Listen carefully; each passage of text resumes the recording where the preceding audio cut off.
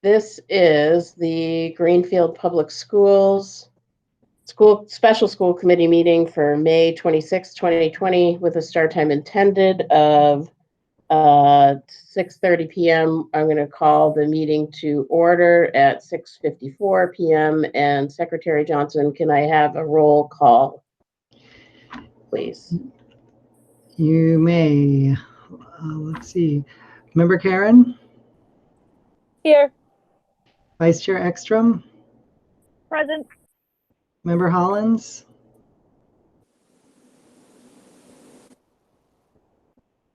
Oh, did we lose Member Hollins? Looks like she's on mute.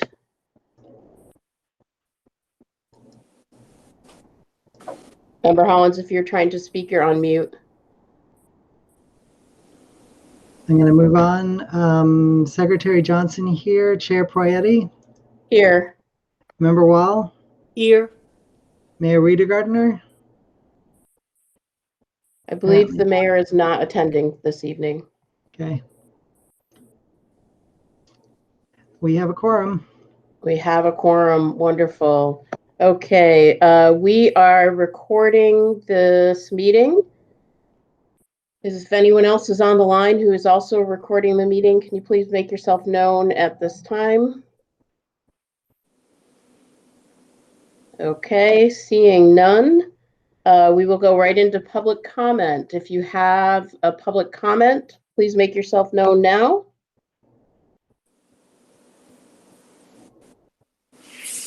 Hearing none, we will move right into our agenda for the evening.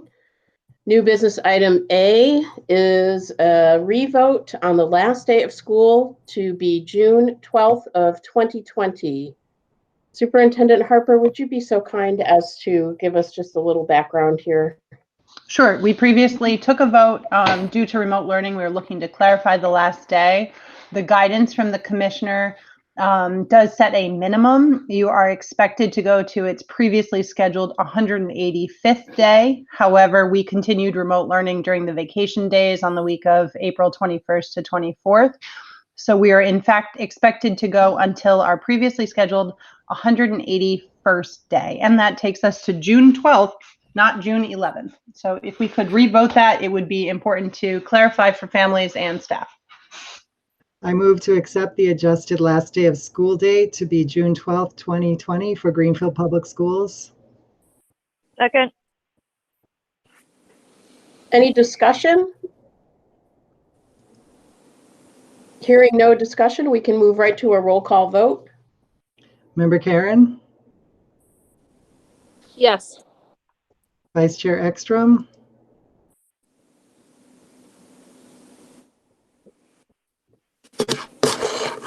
Vice Chair Sorry, no, Ekstrom, yes. Okay. Member Hollins, if you have audio. Yes. Right. Unmute? Yes, we can hear you now. So are you voting yes for this? Yes. All right. Secretary Johnson, I'm a yes. Chair Poyetti? Yes. Member Wall? Yes. We are unanimous. Last day of school to be June 12th, 2020. Awesome. Thank you. And let's talk about school choice, please. Superintendent Harper. So school choice is a topic of annual school committee vote. By law, if the committee wishes to opt out of the school choice program, it must do so at an annual vote no later than June 1st and report that information to the Department of Education. When we set our school choice available seats, we typically bring that information before the committee, and the committee then votes on the capped number of seats available. Just quick history by way of explanation to those members that are new to this process. Generally, we have much more interest in school choice than we have available seats. In the last several years, our school choice has been steady, but is capped by the available amount of space that we have. So, for example, just using round numbers, and I always give this example, if we had 20 seats in a classroom and we had 15 Greenfield students enrolled, we might say we could open up 3 of those seats to school choice and still leave 2 seats for Greenfield residents that might move in throughout the year, just as an example. If we had 20 students already in a classroom, we wouldn't add a 21st student as a school choice in student, because that would require us to possibly open up another section and hire another teacher. So we talk about available seats and what seats we have available that we might allow another student from a neighboring district that wants to take advantage of Greenfield's program to come choice into our program. Having said that, that's generally the process. This year is a bit different, a couple of reasons. One being that the unpredictability around next year and waiting for guidance from the state makes it challenging to know what those available seats might look like precisely. For example, if the department released guidance that said we had to limit class size or any other number of factors, it might affect available seats as we typically calculate it. So I am going to share with you a verbal recommendation. You don't have this in your packet, and I do apologize for that. The registrar sent me this afternoon some updated enrollment information.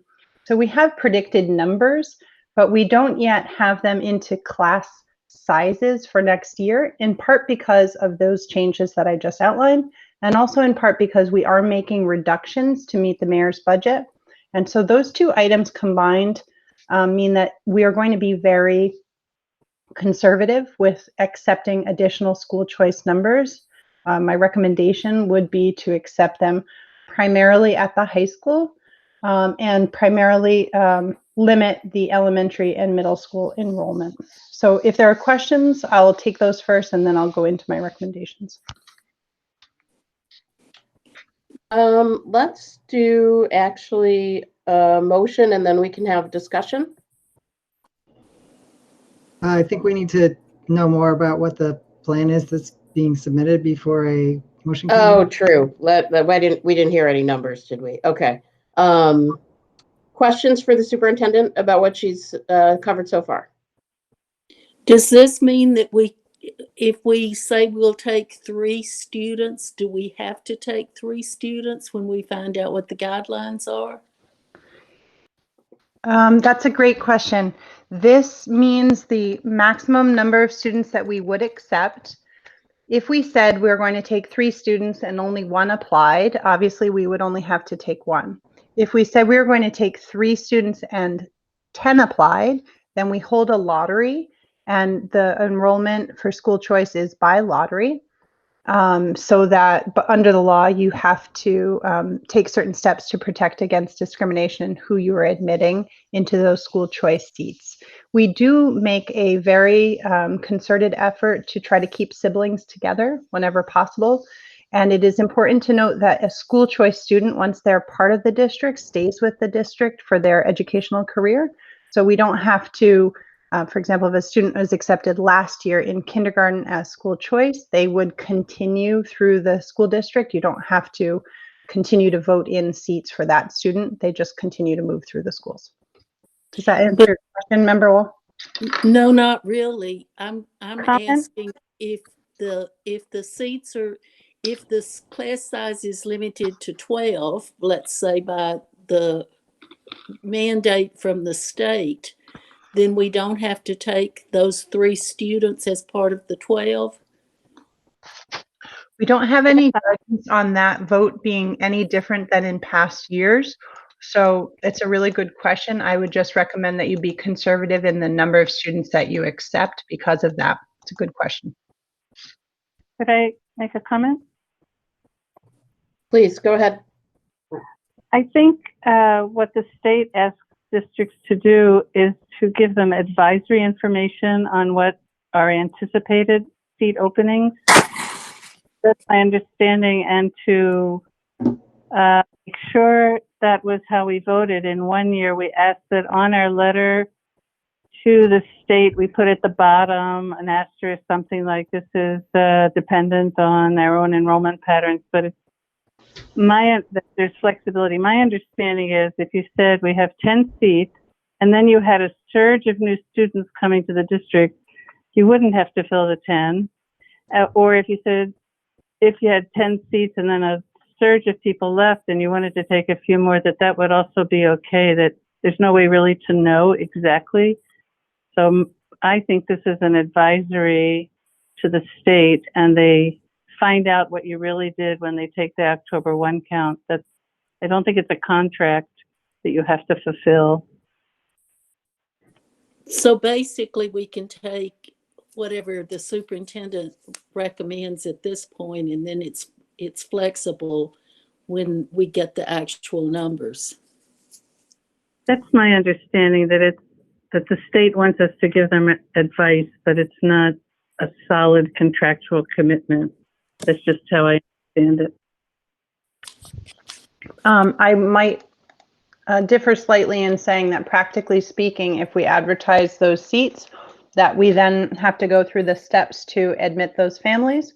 Once families make a choice to come to Greenfield, they want to be sure they can rely on that. So I just want to echo again that I'm going to be very conservative in available seats that I'm recommending to the committee. And that's for the purposes of having the maximum room for flexibility of Greenfield residents, and essentially pausing, especially in the lower grades, except in a very few limited instances.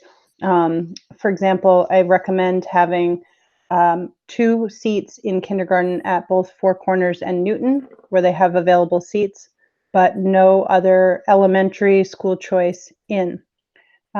So that's an example. I can take you through the recommended numbers, but I'm going to recommend that we be very cautious and really overall take a pause on choice this year so that we can focus on meeting the safety standards, spreading students out as much as possible, and providing families with some consistency so they know that if the choice seats are advertised, that they can rely on them.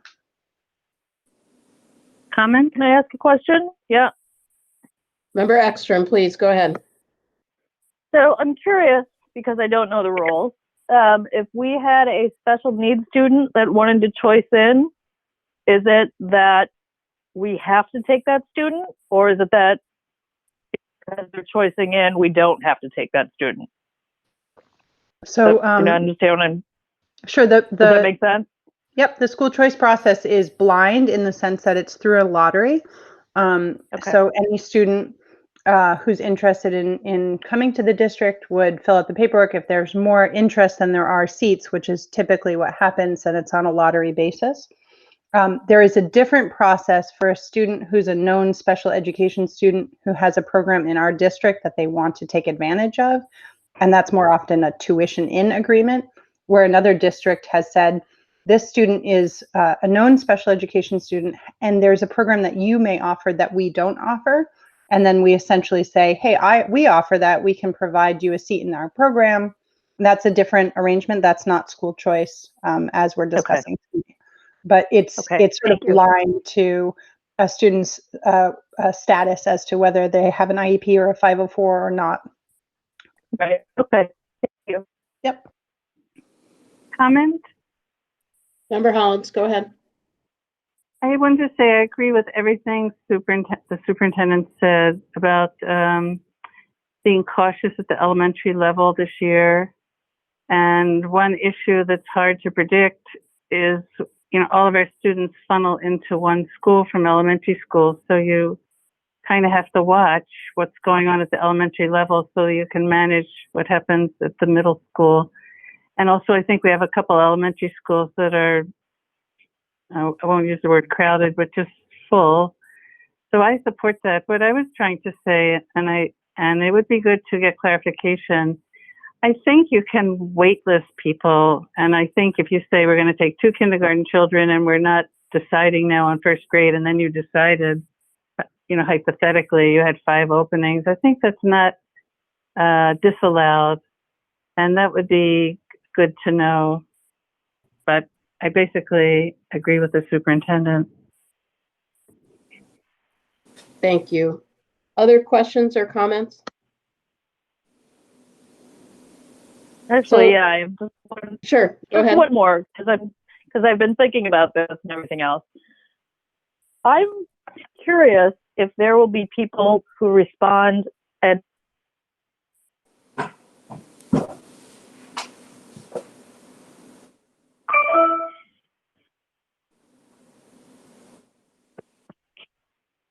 Hello, Member Ekstrom, are you still there?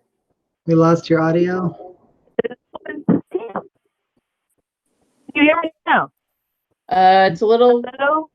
I'm not shaky. muted, I swear to God. Now we can no, hear it's you. just a little shaky. Try again. It's just me. I'm curious, and I'm sure this, can you hear me? Yep.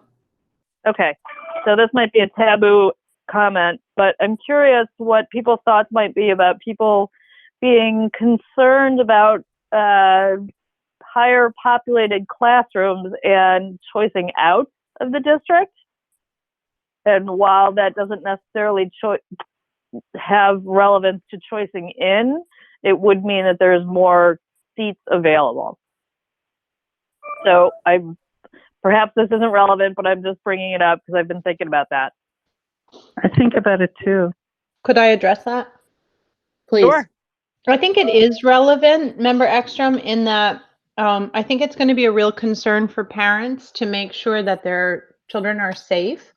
And I think to the extent that we can not enroll additional students, but focus on the students that are presently enrolled in Greenfield schools and meeting their needs, I think the better off we are for this current year, given this very unusual health situation with the COVID pandemic. And I think that parents will very much think in that way. If we can limit the number of students that are coming from other communities that also go back to other communities, although they would attend our schools, they would also go back to a different community in a way that makes some sense. And overall, the fewer students are in the classroom, the easier it is to space out, to allow social distancing, or to follow any new evolving guidelines that may emerge, because if we've learned anything, it's that the guidelines continue to emerge and change. So I do think it's relevant. And I do think some families may make that decision, but what we really want to focus on is opening our schools in such a way that they're as safe and as protective of our students and our staff as possible, and limiting the number of additional students that we're admitting if they're not Greenfield residents at this point. Thank you. So then the motion that we need to put forth is that we are not taking choice in students this year? So if I could, I would next recommend the total school choice slots that I would recommend for next year. Okay. Go ahead. So the total number of students for choice in slots or seats that I would recommend is 21 total in the district. And I would break that down as follows. 2 seats in the I'm going to go from K up through 12. We do not take school choice in the preschool program. In kindergarten, I'm going to recommend that there be 2 seats at Four Corners and 2 seats at Newton, and none at Federal Street, and that's just based on capacity. I'm not going to recommend any other choice seats at grades 1 through 4 at this time.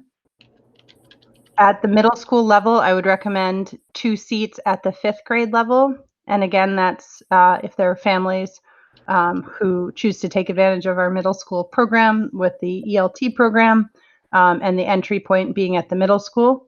I'm not going to recommend any additional seats in grade 6 or 7.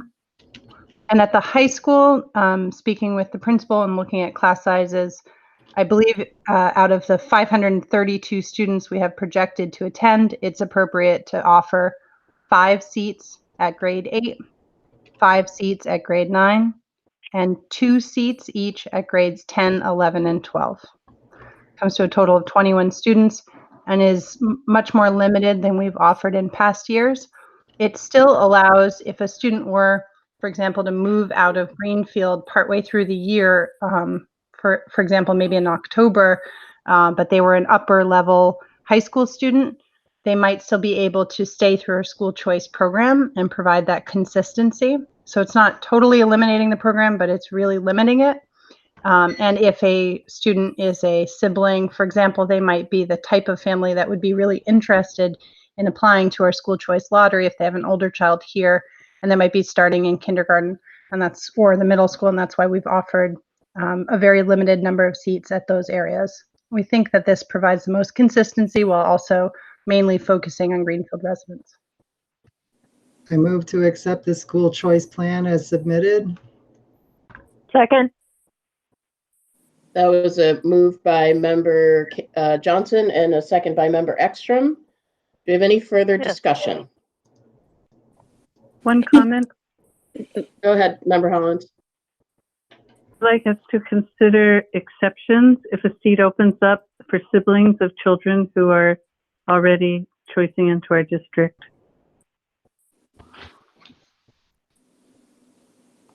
Any other further discussion? I guess, do you want that as a friendly amendment, member Hollins? Is that what you're asking? Could I just speak to that briefly? Please, please. So for example, currently, those recommendations take into account those families who have siblings who have indicated at the kindergarten level, for example, just to pick a school, I know that there are 2 school choice families in kindergarten who have older siblings who have already shown interest. So we're trying to respond to exactly the comment you just made, member Hollins, at the same time as not overburdening current class sizes. But I think it's taking that into consideration. I'm not sure that overall we can make that amendment and still be consistent with the lottery nature of the law. I'm not asking for a motion amendment. I'm just asking that if a seat opens up, those children be waitlisted. I think the law on choice, there may be a provision. It's really hard to divide families, and it just may happen that a seat opens up and somebody's waitlisted as a sibling. That's all. Okay, let's move forward. Any further discussion? I just have one more question. Please, member Wall. If they say that you have to have the children 6 feet apart, and that only allows you to have 10 children in each classroom, so you have to then divide the time they're in the classroom, how do we deal with the school choice children? Do they become part of the calculations? Yes, exactly, member Wall. Once a student is admitted as a school choice student, we treat them like all other students.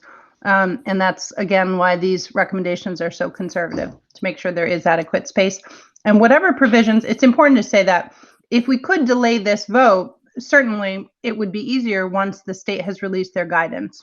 Right. But because we do have to offer this annual vote before June 1st, we are taking it, recognizing that there is a high level of unknowns for the fall, which the reopening advisory team is working through all those scenarios. We will come back to this committee with multiple opportunities to discuss all of those parameters, but whatever they are, ultimately will apply to all students. You're correct.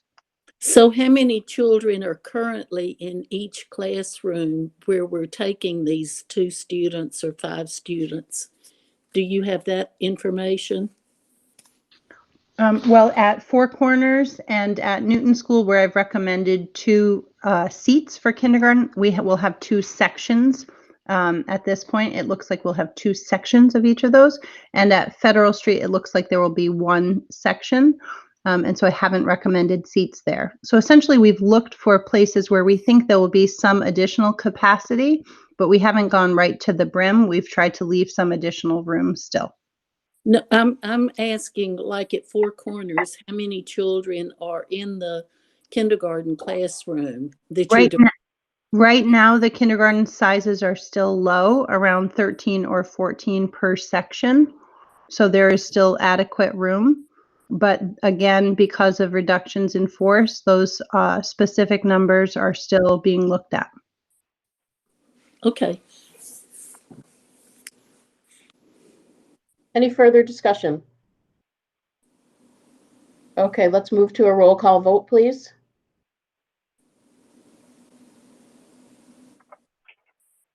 Member Karen, Yes. Vice Chair Ekstrom, Yes. Member Collins, Yes. Secretary Johnson, yes. Chair Prayati, Yes. Member Wall, Yes. passes unanimously. Okay, thank you all. That was a good discussion. I appreciate everyone's thoughtfulness. So it is now our plan to move into an executive session for 3 of the exempt reasons, and I will read those now. The first is exemption number 2, to conduct strategy sessions in preparation for negotiations with non-union personnel, or to conduct collective bargaining sessions or contract negotiations with non-union personnel. Exemption reason 6, to consider the purchase, exchange, lease, or value of real property if the chair declares that an open meeting may have a detrimental effect on the negotiating position of the public body. And exemption 10, to discuss confidential, competitively sensitive, or other proprietary information provided in the course of activities conducted by the body. And that goes on. I will not read the whole thing. So, do we have a roll call vote to go into executive session, please? Member Johnson. Member Karen, May we have a motion and a second, please? Oh, I'm sorry. Yes, let's start with the motion and the second. I'll move motion executive session. Sounded like Member I'll second Karen. And who was the second? Member Holland? Hollins, Member Hollins. Thank you. Member Karen, Yes. Vice Chair Ekstrom, Yes. Member Hollins, Yes. Secretary Johnson, yes. Chair Prayati, Yes. Member Wall, Yes. motion carries unanimously. And we come back into public session from our executive session at 8:04 p.m. And I would ask that Susan Farber, is Susan Farber here? No. We have to do a roll call now that we're back in public session. Let's do a roll call because I don't see Susan Farber yet. Okay. Member Karen, Here. Vice Chair Ekstrom, Here. Member Hollins, Here. myself here. Chair Prayati, Here. Member Wall, Here. we are all present. Okay, and I do not see Susan Farber to read our motion. Let's go ahead with, she had it perfect too. Did anyone write it down? Here she comes. No, because she Oh, did. here she is. Thank goodness. Woo! Our savior. Susan Farber, you're on mute. Just so you know, we called the roll Oh, she's call. back. Already? That was more Yeah, than we five, more than 5 minutes? Yeah, Oop, we were I quick. took that 5-minute break literally, sorry. Oh, no, we were told no 5-minute break. Oh, I said no Oh, 5-minute break. It's okay. Sorry. It's okay. It's all good. So, go ahead, Chair. We would Prayati. like you, Susan, to please read for us the motion so we may affirm it in public session. The motion is to approve the GEA GPS Memorandum of Agreement, written as the addendum to the remote learning plan for Google Meet and content standards. And would someone move on that, please? So moved. So moved. And a second. Second. Okay, so I've got Glenn with the motion and Member Karen with the second. And a roll call vote, please, Member Johnson. Sure. Member Karen, Yes. Vice Chair Ekstrom, Yes. Member Hollins, Yes. myself, yes. Chair Prayati, Yes. Member Wall, Yes. it passes unanimously. Wonderful. Hooray! That is the end of our business for the night. Do I have a motion to adjourn? So moved. So moved. And a second. Second. That was everybody on the motion and Member Ekstrom on the second. Susan Farber. Yep. Member And a roll Karen? call vote, please. Member Johnson. Member Karen? Yes. Vice Chair Ekstrom? Yes. Member Hollins? Yes? Myself, yes. Chair Poyetti? Yes. Member Wall? Yes. Motion carries. We are adjourned. Wonderful. Thank you all for your work tonight. Appreciate it. We have a meeting in 2 weeks on Wednesday. See you. Bye. Good night. Bye-bye, Bye. everybody. Thank you, GCTV.